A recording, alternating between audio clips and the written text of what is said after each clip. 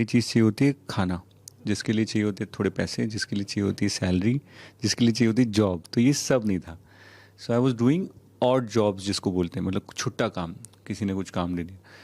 तो उसमें से सबसे पहले शुरुआती में लोग सबसे इजीली आपको कोई काम चाहिए ना, तो वेटर का काम जल्दी मिलता है, उसमें कोई क्वालिफिकेशन नहीं चाहिए होती, टेबल बस आपको सर्व करनी होती। वो शुरू किया 10 रुपये पर डे और एक छोले चावल का प्लेट, ये मेरी सैलरी थी। फिर मैंने साइबर कैफ़े में रजिस्टर, मेरी हैंड राइटिंग थोड़ी ठीक है, तो मेरे को ना रजिस्टर मेंटेन करने का काम जल्दी मिलता था एसटीडी बूथ में, और साइबर कैफ़े में मुझे 10 रुपये 20 रुपये पर डे पे काम मिला। 2002 की बात है ये। और 2004 में मैं डिलीवरी बॉय था, छुट्टा ही काम कर रहा था मैं। तो तब किसी ने मुझे एक हेलमेट डिलीवर करने का काम दिया यामाहा शोरूम से हायत रीजेंसी। तो जब मैं गया तो मुझे पता चला कि जिनके लिए है वो मिस्टर जॉन इब्राहिम।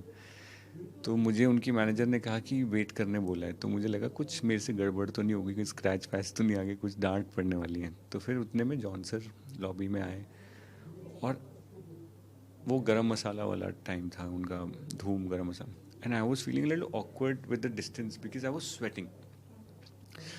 तो वो ऑकवर्डनेस थी, मैंने ऐसे हेलमेट उनको दे दिया था, और उन्होंने थैंक यू बोलने के लिए मुझे रुकाया था एक्चुअली। तो मुझे उस दिन मुझे इट चेंज्ड समथिंग इन मी कि okay, this star can say thank you to a delivery boy.